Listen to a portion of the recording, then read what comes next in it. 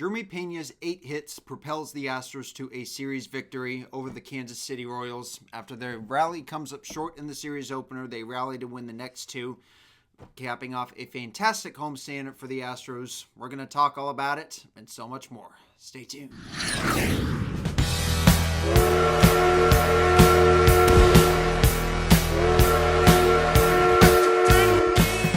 Demonstrate excellent heroics over this 3-game series against the Kansas City Royals and over this homestand as a whole, as they take 2 out of 3 from the Cincinnati Reds and capping it off with a series win against the Kansas City Royals. They have now won 16 of their past 20 games at home, if I'm not mistaken, I believe.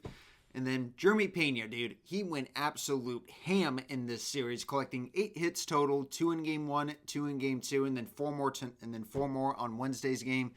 So we're going to talk all about it here in a second. Let's dive right into an injury update on Hayden Wesneski. Although this injury update is not actually official, as far as it being posted on Twitter, Todd Callis did hint to this on the Astros TV broadcast. Now, obviously, that's obviously a very sad thing, but when you look at the injury and it says elbow discomfort, that's usually that usually raises a red flag for pitchers because more often than not, it leads to Tommy John surgery. But, time will tell whether he is going to be out for the season or, say if he's going to be missing a significant time or if he's going to be getting surgery of any kind on that thing.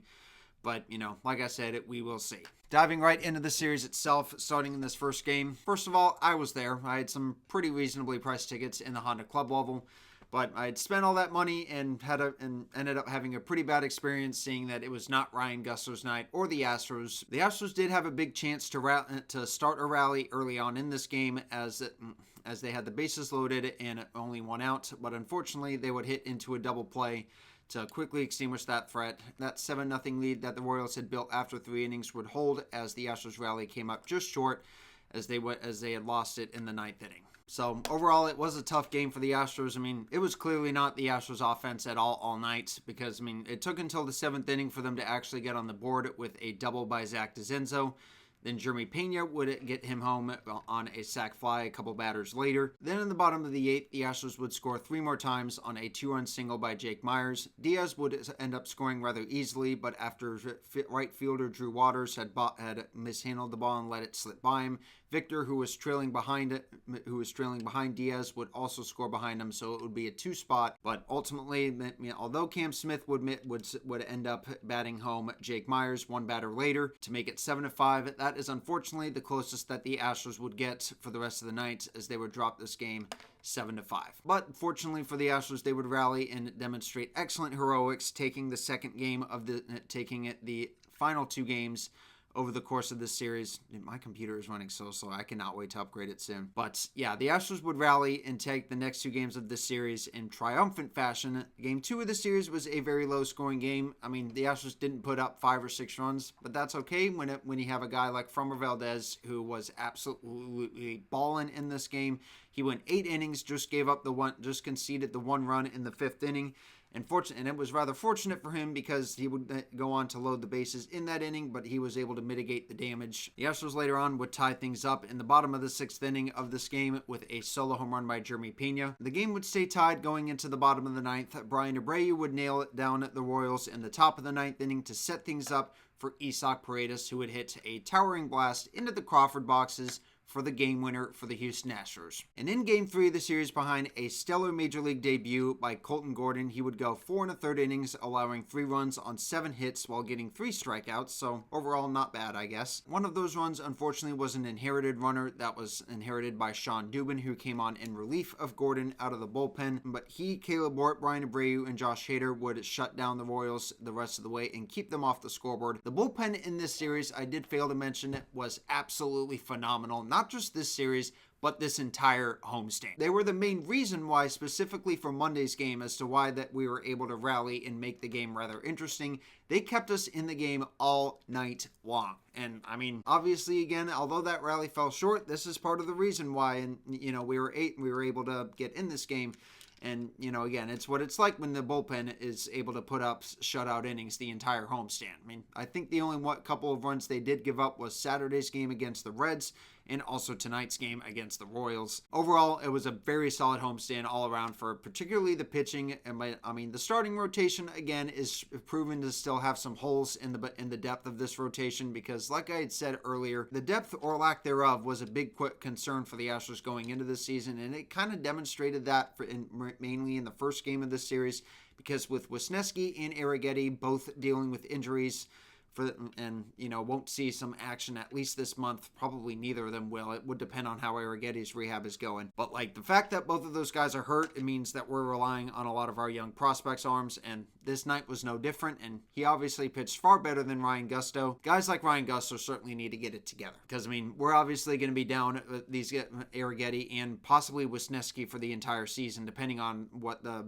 diagnosis is on his elbow. But going into the bottom of the fourth inning, the Astros, like I had said, going into this inning, we're down 2-0, but Isaac Paredes, for the second straight night, would homer into the Crawford boxes to get the Astros on the board to make it a 2-1 game, but the Royals would get that run back in the top of the fifth inning with an RBI double by Miguel Garcia that would strike the second base bag directly and bounce into left field. Obviously, I mean, very tough break for the Astros. I mean, that probably would have been a ground out and could have very well allowed Sean Dubin to get out of the inning unscathed had that not happened. In the bottom of the sixth inning, the Astros would start to rally again as Jeremy Pena would hit an RBI double that would score Mauricio Dubon his third hit of this game. And then the bottom of the eighth was when the heroics struck once again for the Astros. After Jake Myers would ground out to start the inning, Zach DeZenzo would get on base with a base hit. He would then be pinch run for by Chas McCormick, who would then score on an RBI double by Dubon to tie the game at 3. And then after the Royals made a pitching change, it would cycle back to the top of the order for the Astros as Jeremy Pena would put the icing on the cake and the cherry on top of the ice cream sundae on what was a fantastic series for him with the go-ahead RBI double to score Mauricio Dubon from second. And although the Astros did have a couple of chances with 2 runners on, unfortunately Christian Walker, who has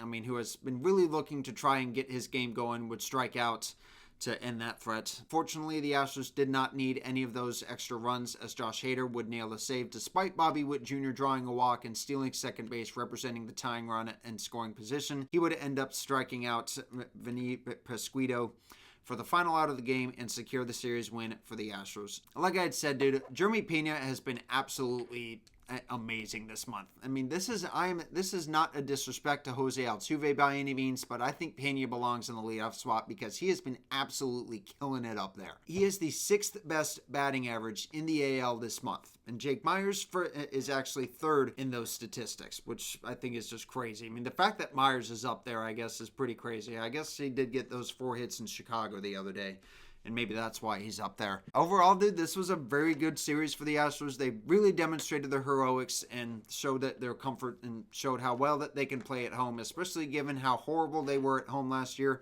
I guess it took them having to change the name of the ballpark for them to step up their game at home, seeing that they have won, I think, 16 of their last 20 games at home. Now that we've played well at home, we just need to maintain this level of consistency on the road.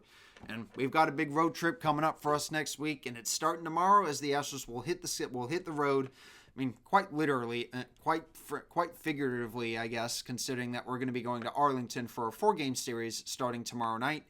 Or I guess maybe tonight, as of when you guys are hopefully seeing this video. But it should be a pretty good series. We've got Hunter Brown lined up to start that series. We'll see how the rest of the rotation plays out. The Rangers pitching has certainly proven to be pretty good. Their offense has been a little bit questionable at best, although the Rangers did recently fire their hitting coach, and I mean, it's looked pretty decent since then. We'll see how the series goes, but I mean, I'm hoping at least for a split, but again, hopefully I'm wrong in that we can try to get at least three games, but give me at least 2 wins in this weekend series, and I'll be happy with it. So anyway, that's going to do it for this video, guys. Hopefully you guys enjoyed. Leave a like if you did, subscribe if you're new. And if you want to watch any of my other videos, click these cards here above my shoulders. Leave a like if you guys enjoyed, like I said, and I'll see you guys in the next one.